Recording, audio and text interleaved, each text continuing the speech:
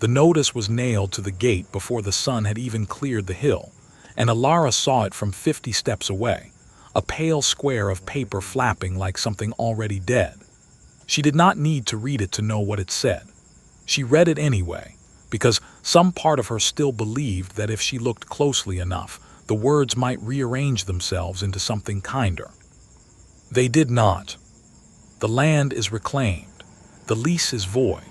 All persons remaining on the property after 7 days will be removed by order of the estate. 7 days. She pressed her palm flat against her stomach, where the child no one knew about yet was already making itself known in small, private ways, and she stood very still in the cold morning air until her breathing came back to her. Alaric had not written the notice himself. She knew his hand too well for that, the careless slant of his letters, the way he crossed his T's like he was in a hurry to be somewhere else. This was a clerk's hand, tidy and indifferent, the kind of writing that belonged to a man who had never once stood in this field and felt the mud pull at his boots. But Alaric had signed the order. Somewhere, on some desk in some house she had never been invited into, his name sat under a line that erased her. She walked the fields that morning the way a person walks through a house after a death, touching things that no longer belonged to her. The barn where he used to meet her, the hollow behind the hay bales where he had once told her, in a voice she had been foolish enough to trust, that none of this mattered, that titles and estates were just paper, that what mattered was the two of them and what they were building.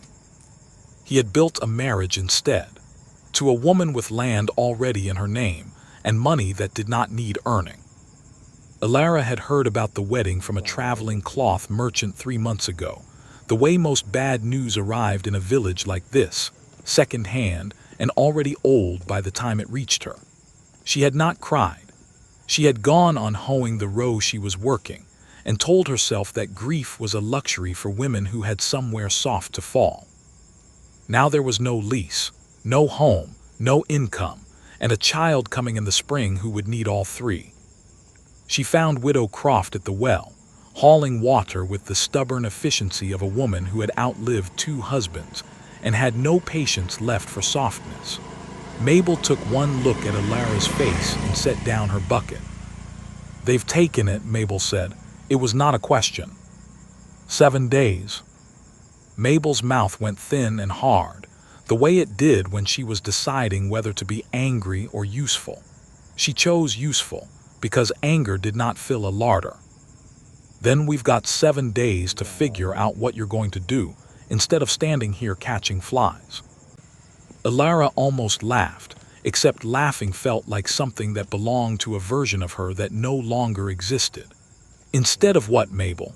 I have 4 coins to my name and a belly that grows bigger every week. There is no instead." "There's always an instead," Mabel said. "It just doesn't look like what you had." That night Alara sat by the last of her fire and counted everything she owned twice, hoping the number would be different the second time. It was not. 4 coins. A ring that had been her mother's, thin gold, worn smooth by 2 generations of hands. A single good knife. A trunk of clothes that would soon not fit her. And 7 days. She thought about writing to Alaric. She got as far as sitting with a scrap of paper and a stub of charcoal before she understood, with a clarity that felt almost peaceful, that there was no version of that letter that ended well for her. If he answered, it would be with money meant to buy her silence. If he did not answer, she would have spent one of her 7 days waiting for a reply that never came. She put the charcoal down and did not pick it up again. On the 3rd day, she walked past the old northern boundary of the estate, land so poor and so neglected that even the reclaiming order had not bothered to mention it. 4 acres of broken ground, choked with weeds, half swallowed by a collapsed stone wall. It had been worthless to the estate for as long as anyone could remember. Worthless enough that no one had thought to take it back, because no one had thought it was worth anything to begin with. Alara stood at the edge of it, her boots sinking slightly into the softened earth, and something in her chest that had been clenched since the morning of the notice loosened, just slightly, just enough to let a thought in. Worthless to them, not worthless to her. She went to the old parish record keeper the next morning, a stooped, kind man named Edwin who had known her since she was small enough to be carried on her father's shoulders. She asked him, as plainly as she could manage, whether unclaimed land at the edge of an estate could be leased by anyone with coin enough to pay the filing fee. Edwin looked at her for a long moment, the way people look at you when they are trying to decide whether to tell you the truth or the kind lie. He told her the truth. Yes, it could. If she had the fee and if no one contested it within 30 days, the land would be hers to work, cheap and unclaimed and hers.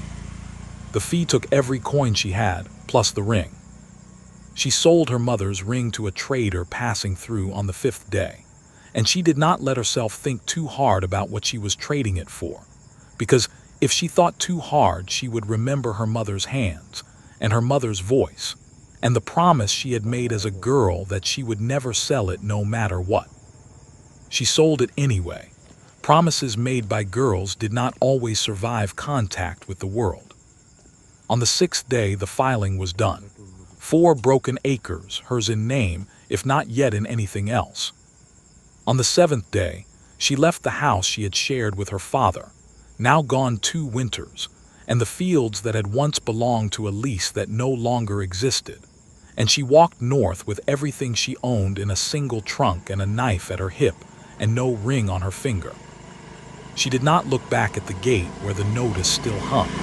She had already memorized every word of it. There was nothing left to learn from looking again.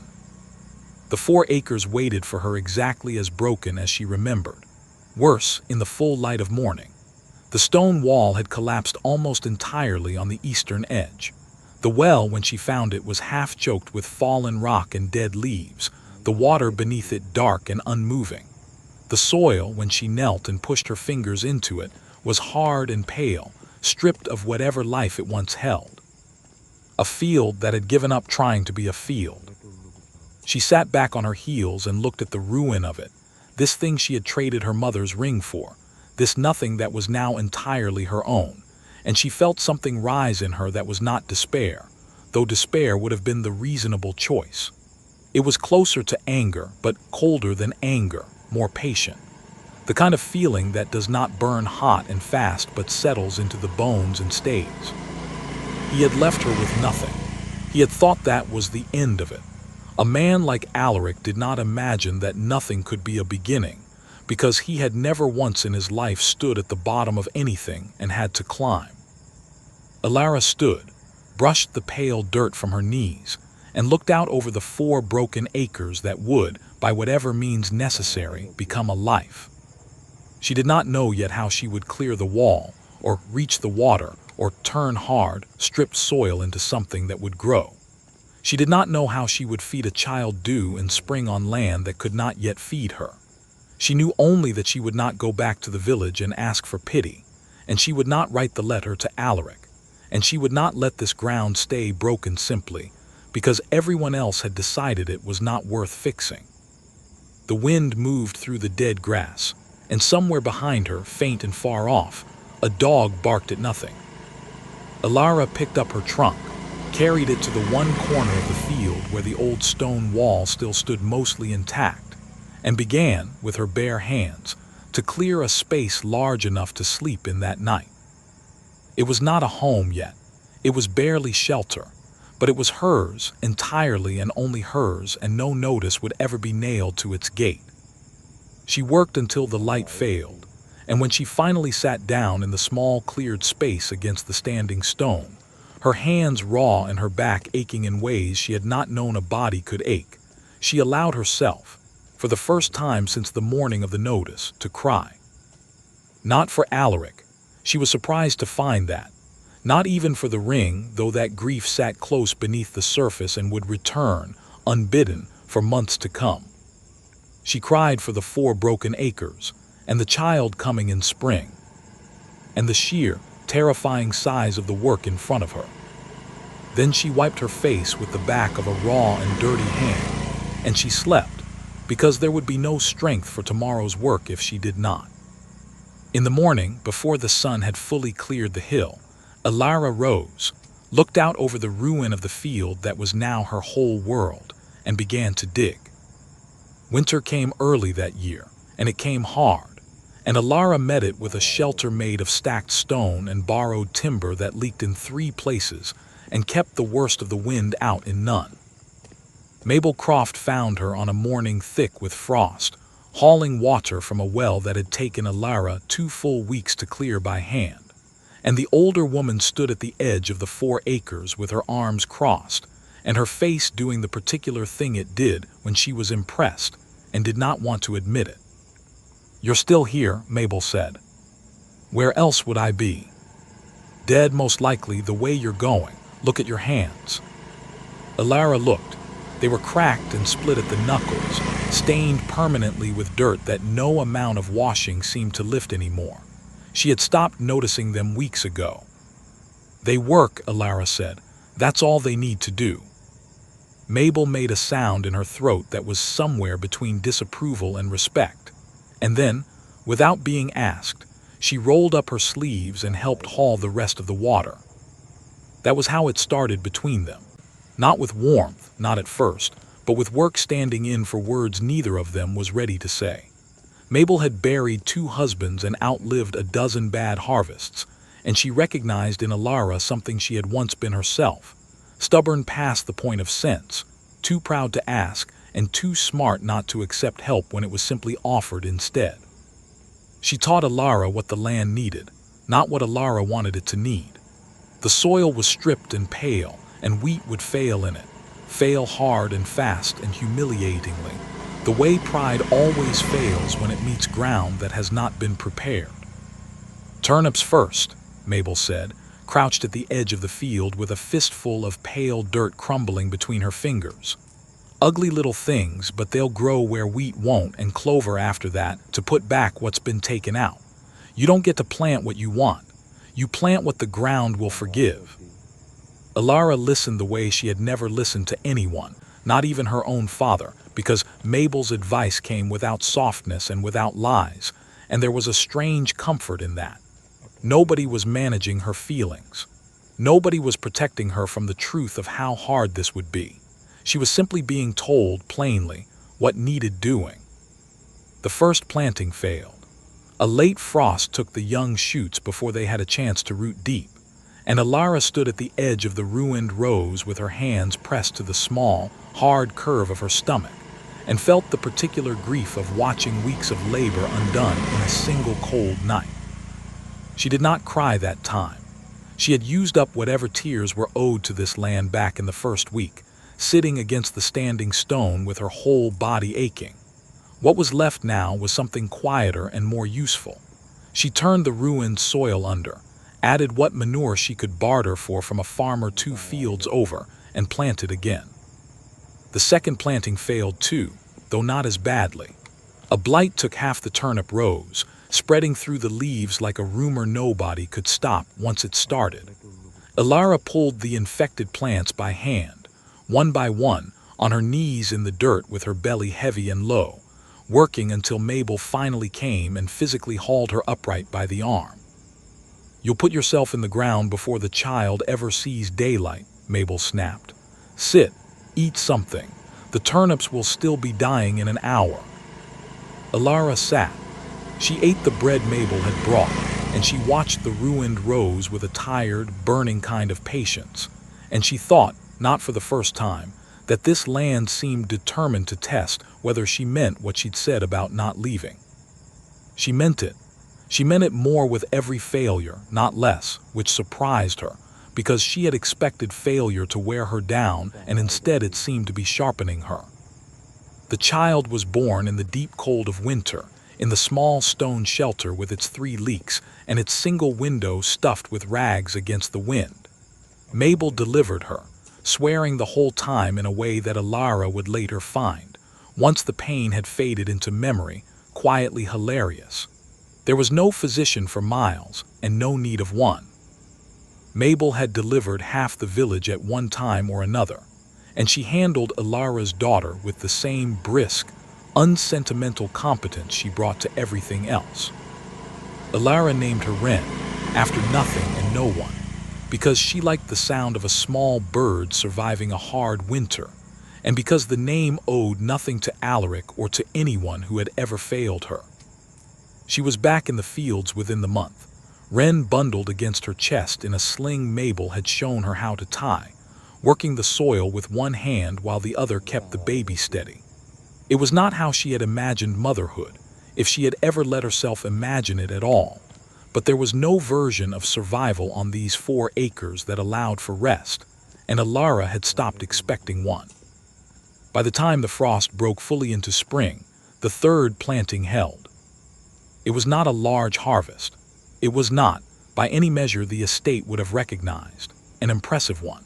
But the turnips came up thick and pale in their rows, and the clover beside them spread its low green leaves across ground that had been dead pale dirt only a season before. And Alara stood at the edge of the field with Wren asleep against her chest and felt, for the first time since the notice on the gate, something that was not quite hope but stood very close to it. The village had watched her fail twice, publicly, the way villages watch anyone who tries something outside the ordinary shape of things. There had been talk, some of it unkind, about the steward's daughter playing at farming a ruined field while great with a child no one would name the father of. Alara had heard the talk. She had let it pass through her, the way wind passes through a field, noted and gone, because she did not have the strength to spare on people who had never once knelt in broken ground and tried to make it whole. The 3rd harvest went a small way toward quieting the talk, not because the village suddenly respected her, but because a working field was a working field, and people who had spent a lifetime close to the land recognized the plain, undeniable fact of green rows where there had been none. It was in that first real spring that Josiah Bennett passed through on the trade road that ran along the northern edge of the estate, driving a cart loaded with cloth and tools, and the small useful goods that villages like this one could not make for themselves. He was not from anywhere close by, a merchant who moved between towns with the easy, weathered confidence of a man who had made his living on roads rather than in one fixed place. And he stopped his cart at the edge of Alara's field not because of her, but because of the clover. "That's good ground cover," he said, when she came to the fence to see who had stopped and why. "You don't often see clover planted with that kind of care out here. Most people just let the weeds have it." "Most people didn't start with dirt this bad," Alara said. He looked at the field properly then, taking in the neat rows, the cleared stone wall, the well she had dug clear with her own hands, and something in his expression shifted from polite interest to real attention. "You did all this yourself?" "With help," Alara said, thinking of Mabel, "mostly myself." He did not say anything flattering about that, which she appreciated more than she expected to. He simply nodded, the way one worker nods at the evidence of another worker's labor, a small gesture of respect that asked for nothing in return. He came back through 3 weeks later, on his usual route, and this time he brought seed he thought might do well in reclaimed soil, and he did not charge her for it. And when she tried to insist on paying, he told her, plainly, that he would rather trade for turnips in the autumn than take coin. She clearly needed more than he did. It became, without either of them nomming it as such, a habit. He passed through every few weeks, and he always stopped at her fence, and he always had some small useful thing to offer, seed or advice or news from the towns further along his route. And Alara found herself, against every instinct she had built up since the morning of the notice, looking forward to the sound of his cart on the northern road. She did not tell him about Alaric. She did not tell anyone about Alaric, not fully. Not the whole shape of it, though the village knew enough in the vague way villages always know things, half true and half rumor, and none of it spoken directly to her face. Josiah never asked. He seemed to understand, in the quiet way some people simply understand things, that Wren's father was not a subject Alara offered easily, and he did not push at the closed door of it. By the second autumn, the 4 acres had become 6, Alara having scraped together enough from her harvest to lease the adjoining strip of equally neglected ground. and the 6 acres had begun, in small and stubborn ways, to look like something that could actually be called a farm. She kept the ledger herself, taught to her by Edwin the record keeper in exchange for a share of her early harvest, and she was careful, deliberately careful, to keep it plain and unremarkable on its face. She did not want attention from the estate. She did not want anyone connecting the modest, growing success on the old northern boundary to the woman Alaric Thorne had once made promises to under a hay barn that no longer belonged to either of them. She wanted, simply, to be left alone to build what she was building. Mabel warned her more than once that quiet did not last forever in a place this small, that success had a way of being noticed whether you wanted it to be or not. Alara knew that. She had known it since the first turnip pushed green through pale dirt.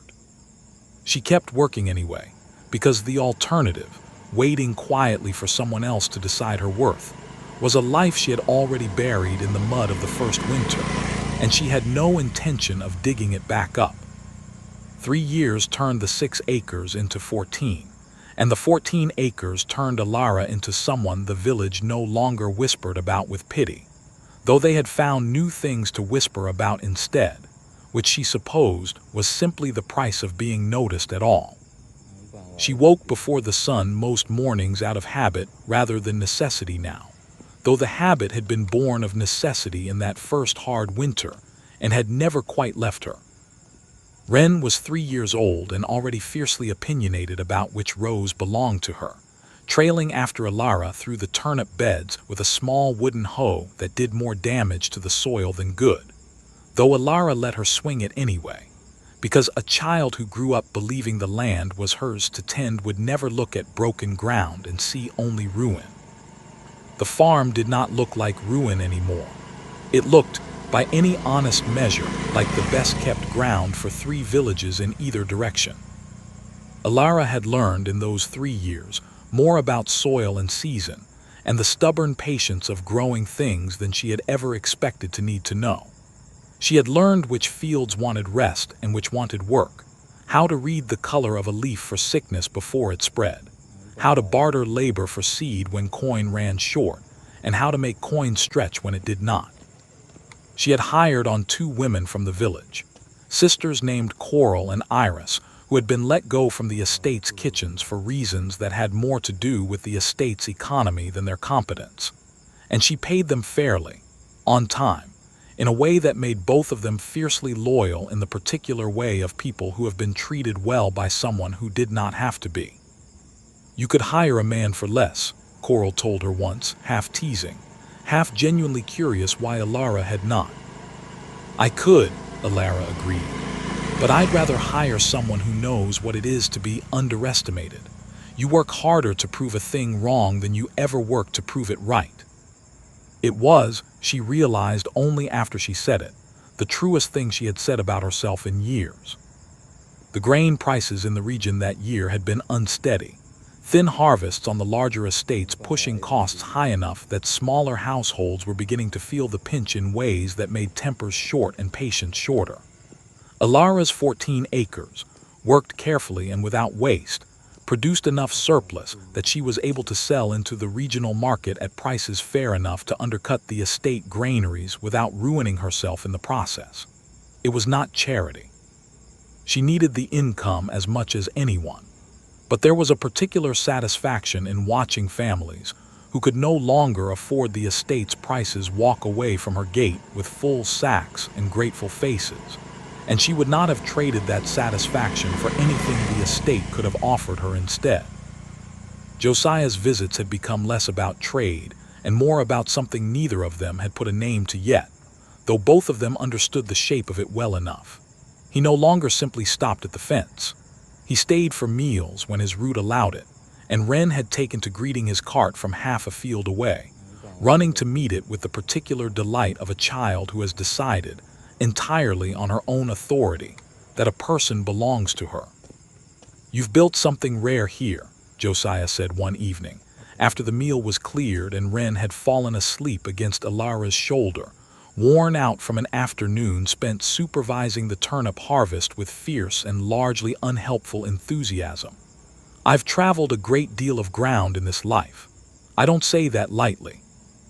I've had help, Alara said, which was true, though she also knew, and let herself know fully for the first time, that the help had only ever been a scaffold.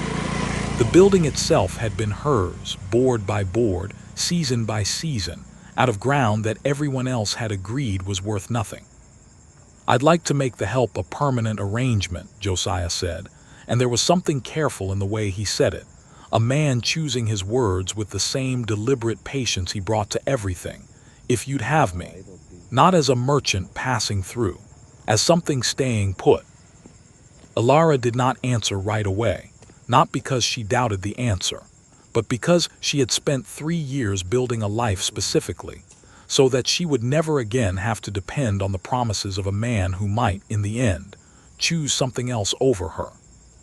It took her a long moment to separate the old fear from the new offer, to recognize that Josiah had never once, in 3 years of quiet visits and small useful kindnesses, given her a single reason to expect he would vanish the way another man once had. I'd have you, she said finally, but slowly. I've learned not to build too fast on ground I haven't tested. Josiah laughed, low and warm, and did not push for more than that, which was, in its own way, exactly the proof she needed. It was 3 weeks after that conversation that the trouble began, though it did not announce itself as trouble at the time. A tax assessor, a thin, precise man named Elias Farrow, who traveled the region cataloging land and yield for the Crown's records, arrived at Alara's gate on official business, clipboard in hand, and an air of a man who found most of his work tedious. He walked the 14 acres with brisk efficiency, noting yields and acreage and the condition of the well and the wall, and it was only when he asked, almost as an afterthought, for the original parcel name on the northern boundary that his manner changed. This was filed as unclaimed land off the Thorne estate boundary, he said, checking his ledger against the field in front of him. 4 acres, originally. You've more than tripled the holding since the filing. I have, Alara said, careful now, though she had done nothing wrong and had no reason to hide the plain fact of her own success. Farrow made a note, and something in the precise, unbothered way he made it told Alara that the note was not simply for his own records. Tax assessors reported to the Crown, and Crown reports on estate boundaries had a way of finding their way back to the estates themselves, particularly when the numbers involved were surprising enough to warrant a second look. Most impressive yield per acre I've recorded on reclaimed ground this year, Farrow said, almost to himself, still writing. The Thorne estate's own fields haven't produced comparable numbers in 3 seasons, from what I've seen of their filings. He left without further comment, and Alara stood at her gate watching his cart disappear down the northern road. And she felt, for the first time in 3 years, the particular cold that came from being seen by someone connected, however distantly, to the world she had built this entire life specifically to escape. She said nothing to Mabel that night, or to Josiah, because there was nothing yet to say, only a feeling, thin and persistent, that the quiet she had built her 14 acres inside of was no longer entirely guaranteed. She was right to worry, though it would be months before she understood exactly how right. Elias Farrow's report, filed in the ordinary course of his work, moved through the Crown's regional offices the way such reports always did, slow and unremarkable, until it reached a clerk responsible for cross-referencing yield anomalies against estate income filings. It was a routine cross-reference, nothing more, meant to catch discrepancies between what estates reported earning and what the land itself was actually producing. The Thorne estate's own filings showed a modest and unremarkable income from the northern boundary fields, land the estate had long ago written off as worthless and not worth the cost of working. The cross-reference flagged an obvious discrepancy. Unclaimed land immediately adjacent to that same boundary, filed independently 3 years prior, was now producing yields that outperformed the estate's own working fields by a considerable margin. The clerk, following procedure, forwarded the discrepancy to the estate's own record office, not as an accusation, simply as information the estate might find useful. A note that said, in essence, someone is doing something remarkable with ground you gave up on. It sat on a desk in the Thorne estate's record office for the better part of a month before anyone with any authority actually read it, because Alaric's marriage had by then curdled into the particular cold arrangement of two people who had married for reasons that had nothing to do with affection, and were now living with the consequences of that choice, and the estate's finances, strained by his wife's spending, and his own indifference to the details of management, had become the kind of quiet crisis that only surfaces when someone finally forces a full accounting. It was Alaric's new steward, a careful man named Perrin, who had been hired specifically to bring order to an estate sliding gently toward ruin, who finally read the discrepancy report properly and brought it to Alaric's attention, not out of malice, but because a steward's whole purpose was to notice things his employer had stopped noticing for himself. The northern boundary, Perrin said, laying the report on the desk in front of Alaric, who looked at it with the particular blankness of a man who had genuinely, entirely forgotten that 4 acres of worthless ground existed at all. Filed independently, 3 years past, by a woman named Alara Vance. Alaric went still in the specific way a person goes still, when a name they have spent years training themselves not to think about is spoken aloud without warning. That land was worthless, he said finally, which was not a denial of anything, simply the only thought his mind produced. It appears, Perrin said, with the careful neutrality of a man who did not yet know the full shape of what he had walked into, that it no longer is. Alaric read the report twice. The numbers were plain and undeniable, 14 acres now, yields that outperformed his own working fields, a small operation employing 2 women from the village, and according to the local trade records Perrin had also gathered, in some kind of ongoing arrangement with a merchant who traveled the northern road. He should have felt satisfaction, he told himself, that a piece of land he had once dismissed as worthless was now producing something the estate could tax, could perhaps even reclaim on the grounds of some technicality, given how strained the estate's own finances had become. He did not feel satisfaction. He felt something colder and more complicated, a sensation he did not examine closely, because examining it too closely would have required admitting things about the last 3 years he had spent considerable effort avoiding admitting.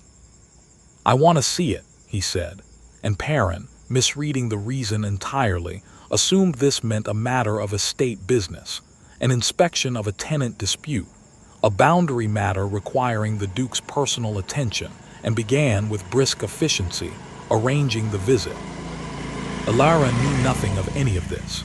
She spent that season the way she had spent every season since the first, tending 14 acres that had grown from 4, watching Wren grow taller and louder and more certain of her place in the world, and letting herself, in small and careful increments, believe in the future Josiah was quietly building alongside her. She did not know that a name she had buried under 3 years of dirt and labor and hard-won harvests had just been spoken aloud again, in a room she would never see, by a man who had once promised her the world and given her nothing. She would know soon enough. Perrin arrived first, 3 days ahead of the Duke, with the polite and thorough manner of a man conducting official business, and Alara met him at her gate with the wary politeness of someone who had learned, long ago, that men from the estate rarely brought good news. "I've come regarding a boundary matter," Perrin said, and Alara felt her stomach tighten around the old, familiar dread of being told, once again, that ground she had built with her own hands was not truly hers. "The filing is proper," she said before he could say more. 30 days, no contest, recorded with the parish. I have the papers." "I don't doubt it," Perrin said, and something in his tone, careful and almost apologetic, told her this was not the confrontation she had braced for. The Duke wishes to inspect the property himself.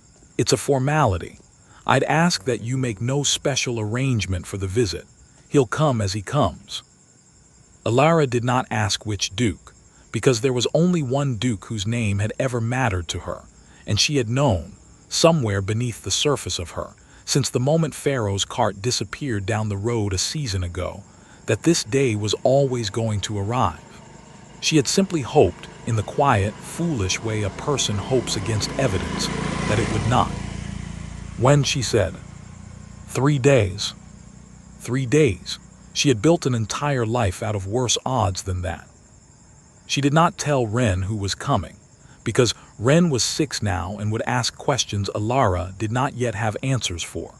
She told Mabel, because Mabel needed to know, and Mabel's face went through several expressions in quick succession before settling on something grim and protective. "You don't owe him a single soft word," Mabel said. "Not one.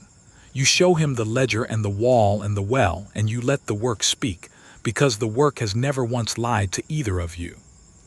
She told Josiah, too, because there was no version of the future she wanted with him that involved keeping this from him, and he listened without interrupting, his jaw tightening slightly at the parts of the old story he had guessed but never been told outright. "Do you want me here when he comes?" he asked. Alara thought about it seriously because the question deserved seriousness. "No," she said finally, "not because I'm ashamed of you, because I don't want him to think for even a moment that I built this to prove something to him. I built it because the alternative was starving. He doesn't get to be the reason for any of it, even by accident." Josiah nodded, understanding the shape of that even if it cost him something to accept it, and he kissed her forehead before he left and said nothing further about it. Alaric's carriage arrived on the 3rd day, mid-morning, when the light was clean and unforgiving, and every acre of the 14 was visible in full, undeniable detail. Alara watched it come from the top of the eastern rise, where she had gone deliberately, wanting to see the whole of what she had built laid out before he ever stepped down from his carriage, wanting to hold the shape of it in her own eyes first. He had changed in ways that surprised her, and in ways that did not. He was thinner than she remembered, and there was a tiredness around his eyes that had nothing to do with travel, the particular exhaustion of a man living inside a marriage that had never once been warm. But his bearing was the same, that easy, unconscious assumption of belonging wherever he stood, the same assumption that had once made a girl under a hay barn believe his promises were as solid as the ground beneath them. He stepped down from the carriage and looked out over the 14 acres, and Alara watched, from a distance, the exact moment his expression changed from polite official interest to something closer to disbelief. She came down from the rise to meet him, because hiding was not a thing she did anymore, and Ren, who had been helping Coral in the near field, looked up at the sound of the carriage and came trotting over with the fearless curiosity of a child who had never once been taught to be afraid of anything on her own land. Alaric's eyes moved from the fields to Alara, to the child standing beside her with dirt on her knees and Alara's own stubborn chin, and something crossed his face that he did not manage to fully hide, a calculation, quick and involuntary, of years and dates, and the plain arithmetic a man does without meaning to. He did not ask. Alara did not offer. The silence between them held the answer well enough, and neither of them needed to make it any louder than it already was. "Alara," he said finally, "you're here for the boundary matter," she said, because she had promised herself on the walk down from the rise that she would not let this conversation start anywhere soft. "I have the papers, if you'd like to see them." "I'd like to see the land," he said, "if you'll show me." She showed him. She walked him through all 14 acres with the same brisk, unsentimental thoroughness she had shown Pharaoh, pointing out the wall she had rebuilt stone by stone, the well she had cleared with her own bare hands in a winter that had taken skin from her knuckles and never quite given it back, the rotation of crops that kept the soil giving rather than taking, the 2 workers she employed and paid fairly and on time. She showed him the ledger, plain and honest and entirely without apology, and watched him read numbers that told a story his own steward had already told him, but that clearly landed differently now, standing in the middle of the actual proof of it. "This is remarkable," he said, and there was something in his voice that might have been admiration, or might have been something closer to grief for a version of his own life he had never built. "It's work," Alara said. "Nothing remarkable about work, just doing it every day whether you feel like it or not."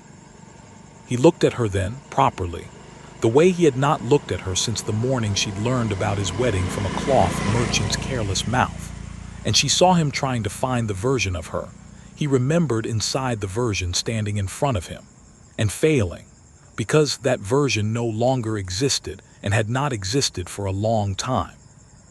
"The estate's finances have been strained," he said, and there was an awkwardness in the admission that told her this cost him something, though she found she did not particularly care what it cost him. This land, on the estate's books, was written off years ago. Given its current yield, there's a legal argument that could be made for reasserting the boundary claim, given the parcel's proximity to the original estate line. Alara felt the old cold return, sharper now for having believed foolishly that it was behind her. "You gave this land away," she said. "You called it worthless in a notice nailed to a gate. I filed it properly through the parish, 30 days uncontested, exactly as the law required. You have no claim here, Alara. Not legally, not in any way that would survive a magistrate's attention." "I'm not here to threaten you," he said, though the fact that he had raised the possibility at all told her plainly that some part of him had at least considered it. "I'm here because Perrin found the discrepancy, and I wanted to see it myself before deciding what, if anything, to do about it." "And now you've seen it," Alara said, "what are you deciding?" He did not answer immediately, and in the silence, Ren tugged at Alara's sleeve, bored with the conversation of adults, and asked in the plain, unfiltered way of a 6-year-old whether the man in the fine coat was staying for supper. Alaric's face at the question did something complicated and unguarded, a flicker of longing so quick and so thoroughly buried the moment after that Alara almost believed she had imagined it. "No," Alara said to Ren, gently but with a finality that closed the door before it could open even a crack. "He's not staying." She looked back at Alaric, and whatever softness had briefly threatened to enter the moment closed itself off entirely in her, replaced by the same cold, patient clarity that had carried her through 4 broken acres and every hard season since. "I understand now why you're really here," she said quietly. "It was never about the boundary matter or Perrin's report or even about seeing what became of the land. Your estate is bleeding money, and you came to see if there was a way to bleed mine instead." Alaric did not deny it, which was, in its own bitter way, the most honest thing he had done since stepping down from the carriage. "I made a mistake," he said instead, and it was unclear even to him which mistake he meant, the notice on the gate, the marriage he'd chosen instead of her, or the years since, and Alara found she did not have the energy to ask him to clarify. "You made several," she said. "I don't have time to sort them into an order for you. I have 14 acres and 2 workers waiting on instructions for the afternoon planting, and a daughter who needs her supper, and none of that changes because you finally noticed what you gave away." She turned and began walking back toward the fields, and behind her she heard him call her name once, quiet, almost lost in the wind. But she did not turn back, because turning back had never once in her whole life brought her anything worth the cost of it. Perrin caught up with her at the edge of the near field, apologetic in a way his employer had not quite managed to be. "For what it's worth," he said, "the estate has no legal footing to reclaim this parcel. I'll make certain that's understood clearly in my report." "Thank you," Alara said, and meant it, because Perrin at least had done honest work honestly. She watched the carriage leave from the same rise she had watched it arrive from, and she stood there long after it had disappeared down the northern road, feeling something in her chest that was not quite triumph and not quite grief, but some third thing that did not yet have a name. The particular ache of watching a door close on a version of a life she had once wanted badly enough to nearly ruin herself for. Ren came and stood beside her, small hand finding Alara's, and asked, with the blunt honesty children specialize in, whether the man in the fine coat was someone Alara had once loved. Alara considered the question seriously, because it deserved a true answer. "Once," she said, "a long time ago, before I knew what love was supposed to cost and what it wasn't." "Do you love him now?" "No," Alara said and found, saying it aloud in the fading light with 14 hard-won acres spread out below her, that it was entirely simply true. "I love this." She gestured at the fields, the wall, the well, the small figures of Coral and Iris finishing the afternoon's work, and Ren, warm and solid against her side, and somewhere further off, though not so far as it used to be, the sound of a familiar cart approaching on the road that led not to the estate, but to her. The letter arrived 2 weeks after the carriage had gone, sealed with the thorn crest, and Alara held it for a long moment before breaking the wax, because letters with that seal had never once brought her anything good. This one was different, though not in the way she expected. It was not from Alaric. It was from Perrin, brief and formal, informing her that the estate's legal counsel had reviewed the boundary matter fully and confirmed, in writing, that the parcel was hers, cleanly and without any remaining claim from the estate, past or present. He added, in a line that seemed to cost him some effort to include, that he had recommended to the Duke that the matter be considered closed, and that the Duke had, somewhat to Perrin's surprise, agreed without argument. She should have felt relief reading it, and she did, somewhere beneath the surface. But mostly what she felt was the particular exhaustion of having spent 2 weeks braced for a fight that, in the end, had not come, the strange flatness that follows preparation for a battle that resolves itself on paper instead of in person. She showed the letter to Josiah that evening, and he read it twice slowly, and then folded it carefully and handed it back to her. "So that's the end of it," he said. "That's the end of the legal part of it," Alara said. "The rest of it ended 3 years ago in a field when I decided I wasn't leaving." He smiled at that, the particular smile he wore when she said something that surprised him with its plainness, and he did not push further, because he had learned, over 3 years of quiet visits and small kindnesses, exactly when Alara needed a subject to be allowed to close. The autumn that followed was the best harvest the 14 acres had ever produced. The turnips came in thick and pale gold in their rows.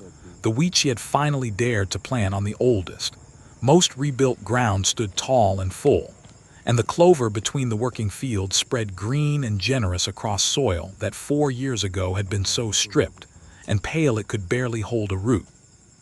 The village, which had once watched her fail publicly, and talked about it in the particular unkind way villages talk about women who try things outside the ordinary shape of a life, now talked about her differently, though Alara had stopped listening closely enough to either version to let it change how she worked. Success, she had learned, did not require anyone's belief to be real. It only required the harvest to come in, season after season, whether anyone believed in it or not.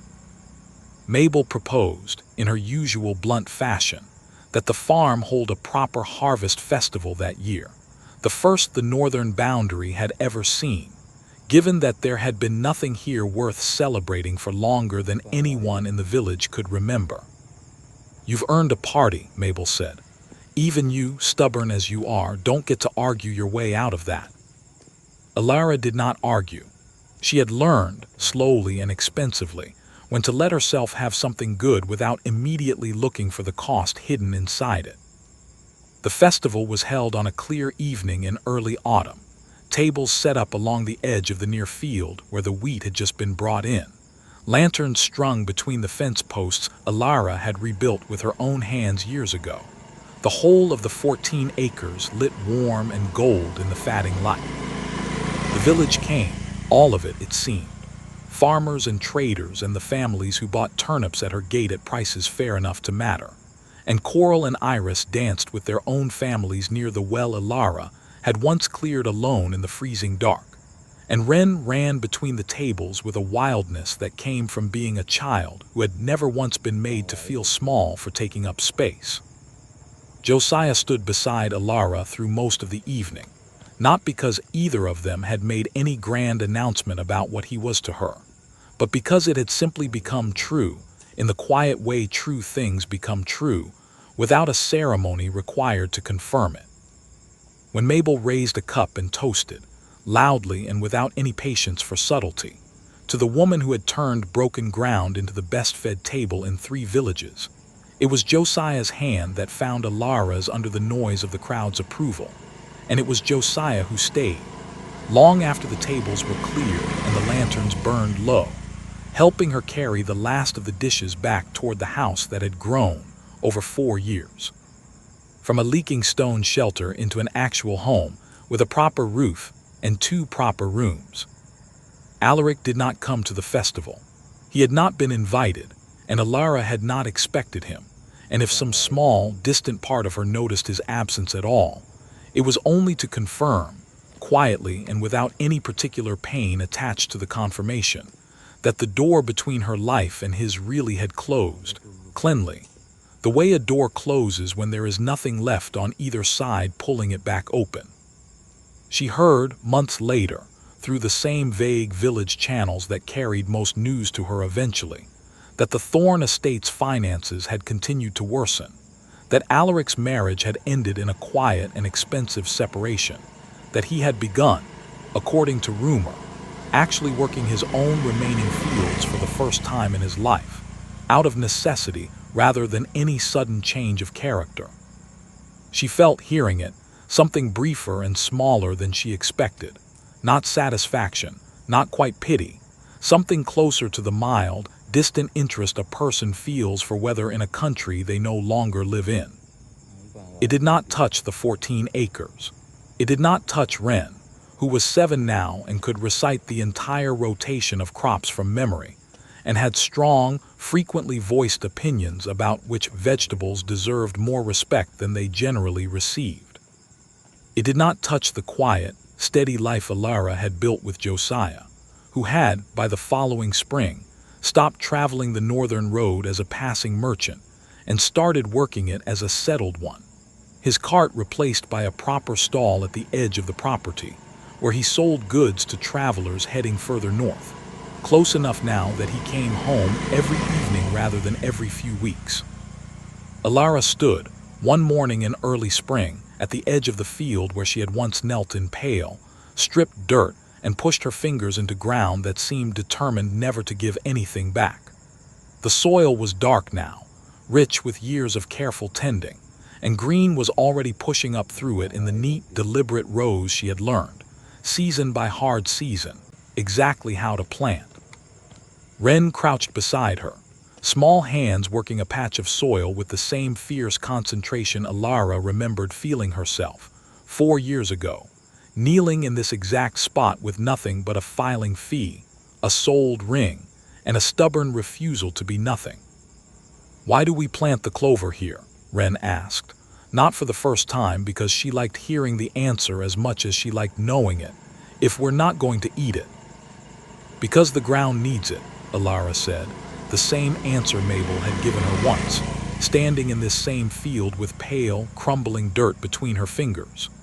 "You don't always get to plant what you want, sweetheart. Sometimes you plant what the ground will forgive, and you trust that the harvest comes later, after the ground has had time to heal." Wren considered this with the serious weight children give to answers they are only half old enough to understand, and then went back to her patch of soil, humming something tuneless and entirely her own. Ilara straightened, looked out over the 14 acres, gold and green and entirely hers, built from nothing but broken ground and a refusal to accept that broken was the same as finished, and felt, for the first time in longer than she could easily measure, that there was nothing left in this life she